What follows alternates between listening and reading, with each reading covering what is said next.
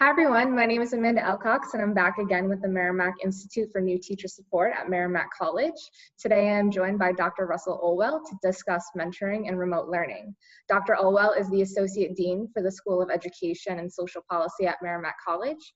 He's an amazing relationship builder between higher education, K-12 schools, and nonprofits, and you may even recognize him as the parking lot greeter whenever we welcome local educators to our campus. Thanks so much for being here while you're working remotely. We're so happy to have you. Great, thank you, thank you. No problem. Share the screen whenever you're ready. Perfect. So today I want to talk about how teachers can be mentors during this current pandemic. And though I know teachers have a lot to do right now, this is also a great time to connect more deeply with the young people we're working with. Yep. So why do we need mentoring now? Our students, K through 12, need more encouragement than ever in order to be successful. And so the warmth and the spirit that you can bring to this is really important. Also, especially thinking of middle schools and high schoolers, we need to encourage positive choices at a time when students have a lot of time on their hands. And so as much as we can do with that, we can head off a lot of bad things that can happen. We need to keep our students engaged so that they're ready to return to school whenever that starts up, in whatever form that starts up. We need them ready to go when they get there. And then there's also some unique opportunities right now for mentoring because of technology and also because of the amount of time that people have. And so for example, I want to talk a little bit about this case with which Boston Celtics rookie is mentoring young people via Zoom. And it's pretty remarkable that somebody who's a first-year player in the NBA has this time available to really work with young people. And then the young people also have the time to do it. And so this is just an example. This is from an article online about, somebody who's new to the area but had a lot of experience being mentored and being coached and wanted to get back and is now working with a whole group of young people in Boston during this pandemic once a week online. And it's a unique opportunity. I'm not sure anyone's ever gotten to be mentored this way by an active NBA player. There's some differences between mentoring and teaching, and so I want to talk about those for a minute. Teachers can be excellent mentors of both their past and present students, but mentoring is really different than classroom teaching.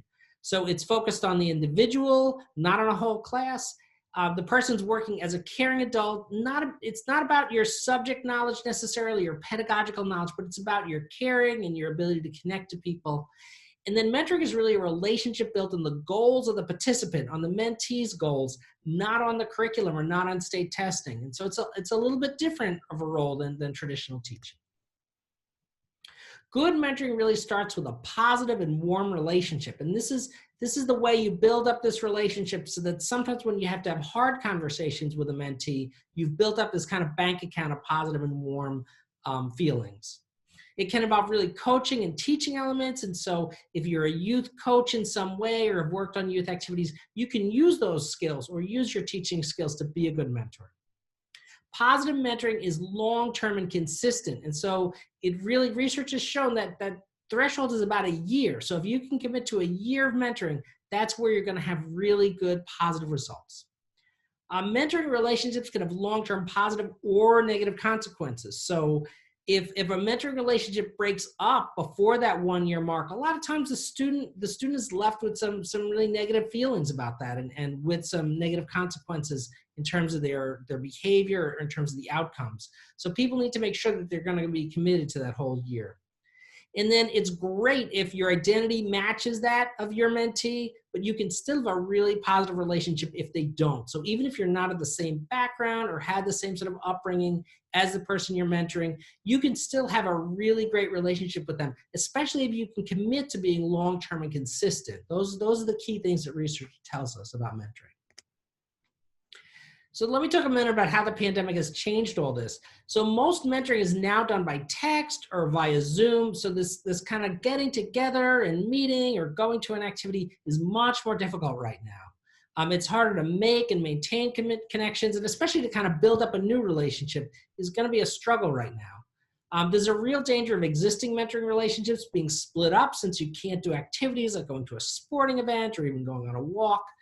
And then family and community issues can make this situation harder. So if a mentee's family member goes into the hospital, that might really destabilize that mentoring relationship. And it's important for the mentor to really reach out and be there and be consistent and be proactive in order to keep that mentoring relationship alive. These are some tips for text and email mentoring from mentoring.org that I thought were really valuable. Think hard about how to start that relationship up and those first communications to make that really positive, warm first impression. You might want to consider scheduling your text or email sessions to say, hey, Friday at 4, let's do a little bit of text together, just so that people know what's going to happen and have a framework for it. With any text or email, watch out for miscommunications. Email is both a sort of cold medium of communication. There's not a lot of context clues, and it's very easy for people to misunderstand each other. So be ready to apologize. Know the limits of text and email as a means of communications, and so it's okay to take something up over a phone call, which is actually a much warmer form of communication than text or email. And then don't be afraid to share things about yourself and share your emotions through emojis or memes. Those are not things that maybe older people feel that comfortable with, but get more comfortable with them just to give people some context of what you're saying. And so this is an example of just a quick meme. Anything you can find out there that'll help you connect and develop some warmth and develop some humor will be helpful. Got some last ideas for connecting during this time when maybe more people are reaching out to people and spending more time doing that. So if you're a teacher, check up on your former students, see how they're doing. LinkedIn.com is perfect for this, and send along some encouragement. Thank people who mentored you in your past. So people, former coaches, former teachers, former bosses, reach out, let them know what they did for you. And then finally, build some relationships with your younger colleagues. So people just getting out of college, they're facing some pretty tough times. And so any encouragement or help or relationship building you can do with them or help refer them to people in your network is going to be very welcome. Great. Awesome. If you want to, you can stop sharing the screen if you'd like. And we'll have any last thoughts. I love the meme part. I hope we can all send more memes, and LinkedIn, you're the king of LinkedIn. So that's a great idea. And I'm hoping educators and, even some parents, students can take some of these tips away and create some mentorships during this time. It's a really challenging and new time. So these are great. Do you have any last final words? I just think, as we have a little bit more time because we're not commuting or because we're spending more time in front of the computer screen, if you have 15 minutes, if you can reach out, encourage people, or maybe connect to people who might be good to know each other, or provide, some encouragement to young people, that's a good thing to do. Awesome. Well, thank you for being here with us, and that's all we have for today, but please keep an eye out for more videos coming, and we're just, again, here for you, here to help. Let us know if there's anything else you would like to see from us, and as always, thank you for everything you're all doing, and we're going to talk to you guys soon, so have a great day. Bye, everybody.